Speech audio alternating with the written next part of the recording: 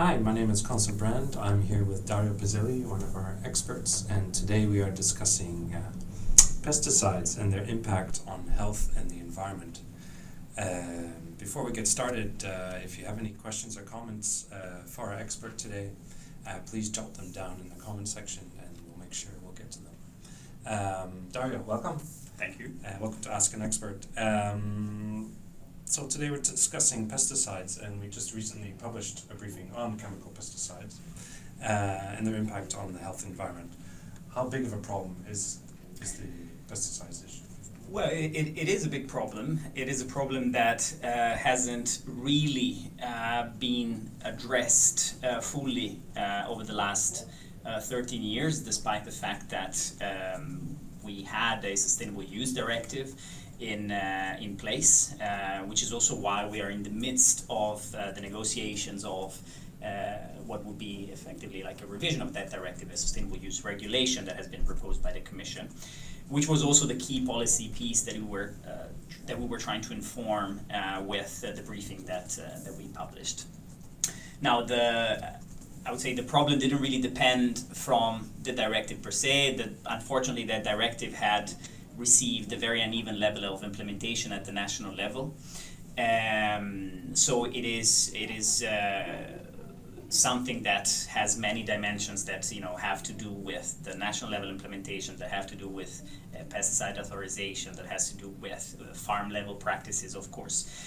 What we were trying to do with the briefing was just trying to develop a comprehensive picture of the problem in terms of its impacts on human health and on ecosystems, bringing together the evidence that at the EEA we have been working on over the years, including the data on pesticides in waters, the data coming from the Human Biomonitoring Initiative on basic exposure of humans that we have been participating in, and then of course reviewing the evidence on how these levels of exposure then lead to impacts on human health and ecosystems. It is important to note, yes, that the problem hasn't really improved. There are indicators that are used by the Commission to monitor progress on the farm to fork targets that are pointing to a slight reduction in pesticide use and risk in Europe. Unfortunately, there is a lot of problems with lack of data. For example, we don't have data on pesticide use, actual pesticide use in field, so we have to use pesticide sales to understand whether we are actually reducing our use. And then, of course, the methodology of trying to come up with a clear picture of whether we're actually reducing the risk is complicated. It will be improved. So that indicator is helping in a way, but it's not really telling us the full extent of the problem. Yeah, so it's a rather complex issue. It is. One that goes back quite a few years and it's quite important for the future as well. Just to dig in a little bit on what kind of pesticides are we talking about? Yeah, so the briefing focuses on chemical pesticides, which are of course the most dangerous ones in many ways. When we talk about chemical pesticides, are of course those that are based on chemical processes of production. And if we want to talk a bit more specifically about these substances, of course, there's different types of substances that have an effect on the environment. Of course, there are the very dangerous ones that we have since long known about that have been banned for years. The problem is that we still continue to find them in the environment because they are persistent, they bioaccumulate, so things like atrazine, things like even DDT, still found in the environment sometimes. So for example, they tend to accumulate in groundwater, as an example. Then we have those substances that we have started to ban. Actually, over the last 10-15 years, there's been a massive wave to ban substances as we start to know more about their impact. And of course, these are still to an extent found in the environment because we're only now phasing them out. With respect to these substances, there's also the added issues that countries have been using the possibility to grant emergency authorizations for their use. So in some cases, even though we know that they should be banned, they continue to be used, at least to an extent. And then, of course, there are all other approved substances, which are currently approved. Of course, the process for authorization in Europe is quite strict. The problem is that also the authorization process operates in a situation of scientific uncertainty. So we may end up in a few years finding that some of these substances that we have been authorizing have actually been dangerous all along, either alone or in combination with other chemicals that we may be exposed to.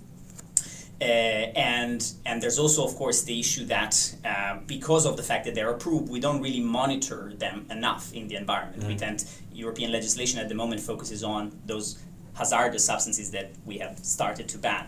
So that is also something that we need to do to start to monitor better for substances that are currently approved, but that we don't yet consider dangerous. Okay, we have some more questions for Dario, but if you have any questions or comments, please don't hesitate to put them in the comment section, and we'll make sure Dario gets them before our time is up. Perhaps going back, just to get back to just a few bits, how do we authorize their use? What's the process, and who does it? So it's a long process, and which, by the way, is very unique to pesticides, because when it comes to other types of chemicals, we don't have the same strong authorization process. What happens with pesticides is that it all starts with active substances. So the active ingredient contained in a plant protection product, and companies file for an initial authorization of that active substance at the European Union level. And this is a process that involves the European Commission, that involves EFSA, that involves other... EFSA being, in case... The European Food Safety Authority, of course, one of our sister agencies based in Parma. Once, at the end of this long process, the active substance is approved for a period of time, there's the issue of authorizing the actual pesticides that contain that substance. And this is a process that takes place at the national level. So it may be that there's an active substance authorized at the European Union level, but the specific pesticides containing that are only approved in one or more of the member states. So it's this kind of tiered process. After a few years, there is a process of renewal of these active substances, which again involves more or less the same actors at the EU level. So it's a very strict process that takes into account essentially the risks to health, to human health and the environment. It is a process that of course has allowed the phase out of many substances over the recent years as science has improved. But of course there are still issues that we have to solve there. Some of them relate to, for example, again, the scientific uncertainty, the fact that sometimes test methods are not really able to capture certain types of potential impacts on health. They're not really also yet equipped to deal very well with the impacts that mixtures of different pesticides may have. So we may evaluate the impact of one specific substance on one specific disease through one specific use of that substance, but not the general kind of relationship between the different pesticides and other chemicals that we may be exposed to in our daily life. Right. It's a good point you mentioned the health impacts, but what should we be aware of when we're talking about the health impacts of pesticides? Well, I mean, research in this area has been going on, of course, for many years, and pesticides have been linked to all sorts of different impacts on human health. More directly, of course, impacts on various types of cancers, on neurological disorders, Parkinson or Alzheimer's diseases, cardiovascular diseases, developmental delays in children, for example, impacts on reproductive capacity and fertility. And now when we talk about this, I mean, sometimes studies look at pesticide exposure as a whole. Sometimes they look at specific substances. So of course there are situations where specific substances have been found associated with a higher risk of certain diseases. Many of these are banned now. Others are starting to be found potentially responsible for diseases. So there are approved substances that we know are potentially affecting human health. Also not to be forgotten, I think, is the indirect impacts that pesticide use can have on health through its role in altering those ecosystem services that we rely upon, for example, in terms of food security. Pesticide exposure has, of course, been linked to very big impacts on, for example, bee population, pollinator insects, pollinating insects populations, creating a potentially cascading effect in the future in terms of crop productivity, in terms of human intake of certain food groups that may be less available because of declines in pollinators. And that's not necessarily considered as a direct health impact, but it's something that has a very big important for human health. Yeah, also. and I think a lot of people are aware of the impacts on bees, which is quite well known in the media. we've seen over recent years and the impact on pollinators in general. Yeah, in fact, it has been one of the main drivers of recent waves of bans on pesticides, most notably the neonicotinoid pesticides, which. So that's a big term. Can you explain? Yeah, it's just a group of insecticides that includes different types of active substances, which. The most important of which kind of started to be approved at the beginning of the 2010 and forward, and then they started to be banned already at the end of the same decade because of these impacts on bees. Mm-hmm. One of the problems there was that they have been so critical in the protection of certain crops that many countries started to ask for a lot of emergency authorizations to continue using them. Mm. So the Commission, together with the European Food Safety Authority, has actually started to also look into these emergency authorizations to see if they were justified or not, because some substances were just authorized year after year by some countries. And now we're kind of getting to the point where there was even a judgment of the European Court of Justice on two of these insecticides, which may even prevent, it seems, the possibility of granting new emergency authorizations in the future because of the fact that these insecticides have been explicitly banned and they pose such an unacceptable risk to bee populations then to human health and crops. Okay, thanks.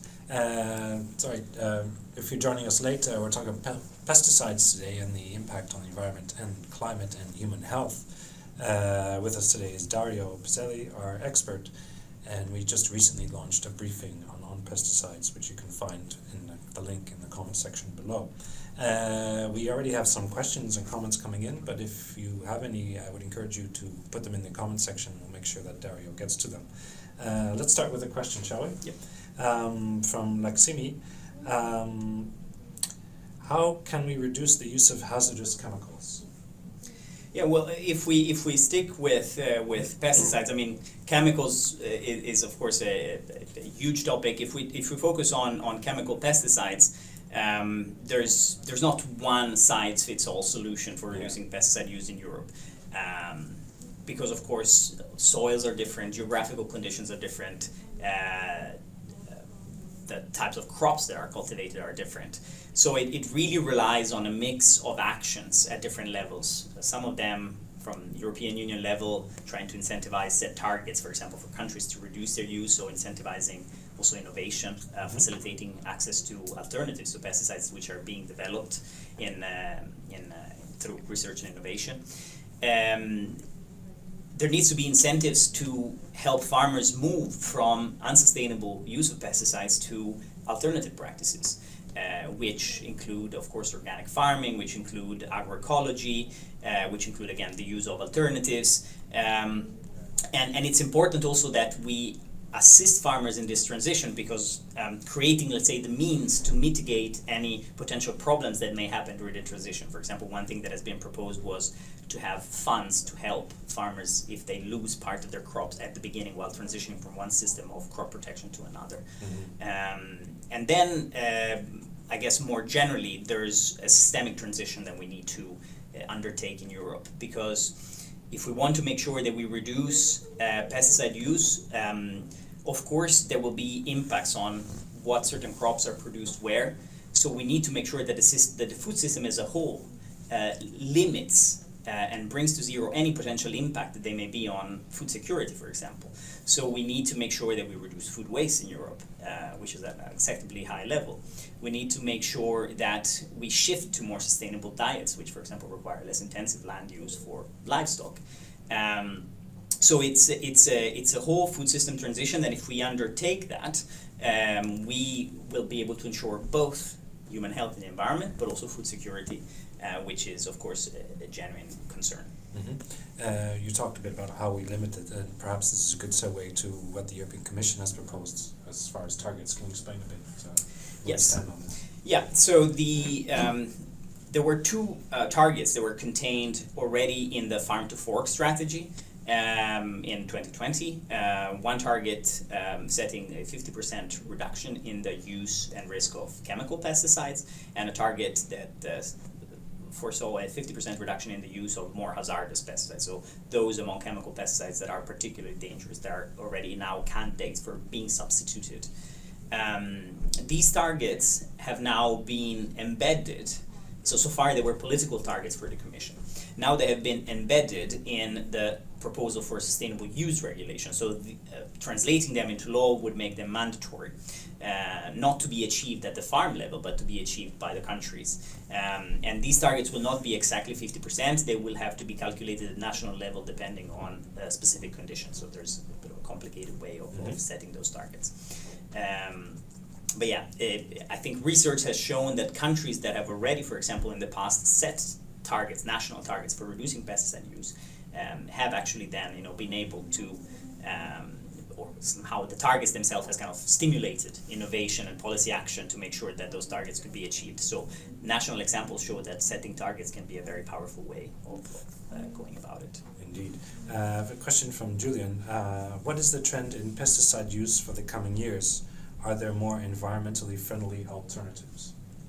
So we, as I was mentioning, the European Commission is using 2 indicators that it has developed to monitor progress. Again, those indicators, even though they would probably be improved because of these suggestions for improvement that have been made, they're showing now a limited reduction, I would say. But we're still very far, even assuming that those indicators remain the same, which they will not.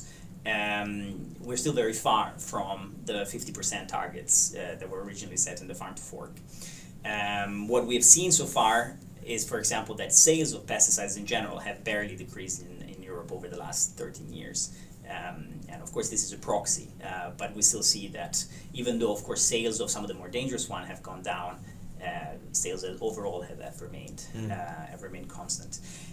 One thing that has been done, of course, is that there is a lot of research and there are a lot of companies now working on alternative methods and biocontrol, biopesticides. There, one of the main concerns that often producers have is that there should be an incentive or some kind of facilitation to speed up the approval of these substances so that farmers can start using them. And indeed, this was something that the Commission did last year. They introduced some changes in the authorization process for these pesticides to make sure that the process could be sped up. But apparently, more is needed because still there's quite a long process before these pesticides as alternative pesticides can get to the market. Okay. As Julian also asked, and Fedeke, what alternatives could or should be used, I guess? This was one thing, but of course, again, the one of the main issues with current levels of pesticides use is that the system of industrial agriculture as we currently have in Europe is kind of premised on the use of high use of chemical pesticides, and it requires increasing use because by reducing diversity, by reducing biodiversity on fields, it creates the condition for pest resistance, for pests to invade fields and for pest resistance to develop. So increasing quantities of pesticides have to be used. So one big element is not one specific alternative, but it's the idea of transitioning from the current system to systems that are more diversified in Europe, that rely on agroecological practices, on crop diversification.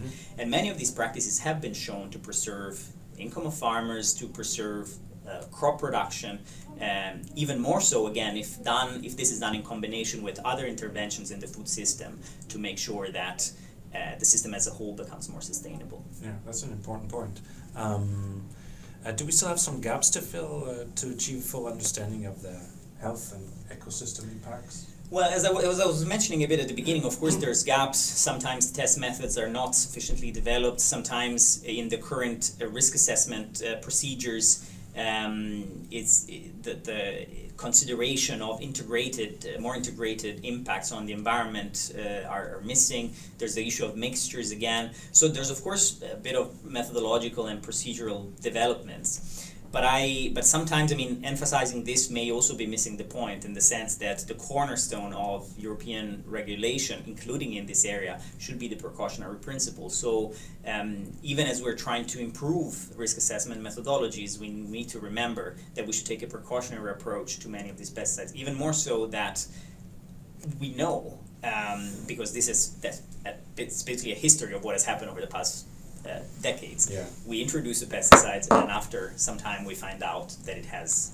an unacceptable risk on human health or the environment, then we have to ban it. Mm-hmm. So that extra level of observance of the precautionary principle is fundamental. Yeah.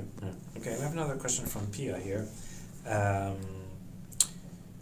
The approval of active substances as well as plant protection products is limited to one specific substance for a specific use.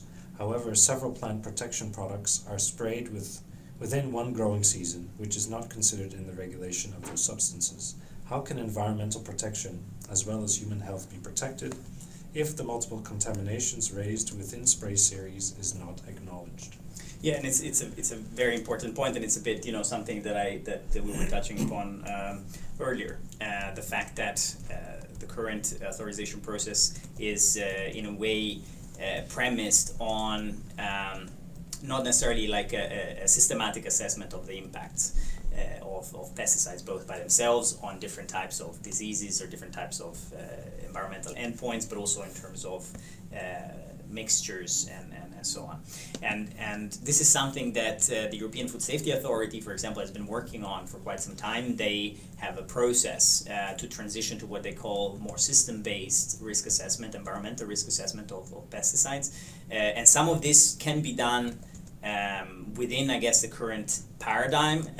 There is also something that probably in the future will have to change somehow to make it even more protective at the EU legislation level if we want to make it even more precautionary as a system. Mm-hmm. We already talked a bit about criticism of switching to alternatives, but what about costs involved? I mean, I'm sure there's a lot of concern about farmers about switching to the alternatives or to agricultural practices. Are they more expensive or? Well, I mean, of course, the system as it is now, it has it presents costs for farmers wishing to change, and for many farmers, they report that after shifting to crop diversification, to agroecology, actually they've reached a point where they're actually preserving their income, in some cases reducing costs associated now with pesticide spraying machinery, for example. But of course that takes time. And and there may be risks in the middle, right, in terms of losing crops 1 year as you kind of adjust to new methods. So of course it's the system as a whole needs to take care of these concerns. The fact is we are already doing it now. We're already subsidizing agriculture now through the Common Agricultural Policy. So the important thing is how we can actually incentivize sustainable practices rather than unsustainable practices. And the new Common Agricultural Policy is better at this, in the sense that already now it offers the possibility for countries to basically subsidize agriculture, like farmers, for shifting to organic farming, for adopting agroecological practices, for adopting integrated pest management. And some countries have taken up this possibility using part of these funds for these reasons, some have not, so there's still quite a long way to go in terms of fully using the financial possibilities that we have to actually support farmers. And again, and this is part of the short-term transition, right? Because I think most of the studies they're showing that if we transition the system, then we're also going to take care of some of these concerns about costs. Yeah. Okay. Interesting. And we have a few more minutes left, so if you have any questions or comments, please jot them down on our feed here, and then we'll make sure that Dario sees them. We have another question from Martina here. A key issue regulators are driving for end-of-pipe solutions at water treatment plants does not deal with source control of pesticides. There is a lack of alignment with agricultural requirements and protection of water bodies. Cross-functional partnership of regulators, agriculture, water industry, and consumer representatives to drive practical targets and phase out hazardous pesticides. What is your view on this? Well, this is of course a complex point which we don't really address in our briefing, but I think as a general point, which really stands is the idea that in order to reduce pesticides, we need to act not at the individual farm level, but we need to act at the food system level, at the landscape level, to make sure that the different actors collaborate together. And this goes along these lines. Yeah, it's an important point to make. Perhaps maybe we could take a step back on what other work the EEA is doing in this area. You've mentioned biomonitoring, for example. Yeah, so the EEA has maintained for quite a few years. I'll start from basically our monitoring of pesticides in water, because this is something that the EEA has been doing for quite some time as part of our duties to collect data under the Water Framework Directive. The EEA has maintained an indicator on pesticides and exceedance of thresholds of pesticides in surface waters, in groundwater, so in rivers and lakes and in groundwater. So this is one of the key sort of pieces of evidence also that we used as part of the briefing. Then there's the whole issue of human biomonitoring, which is a very new area in many ways, particularly sort of trying to move away from individual studies and trying to get to some kind of broader EU level picture of what is the level of human exposure to not just to pesticides but more chemicals more generally. And the so-called HBM for EU, the Human Biomonitoring Initiative for Europe, was a big Horizon 2020 partnership that the EEA participated in as a partner. And now there's a follow-up to that called PARC, Partnership for the Assessment of Risks from Chemicals.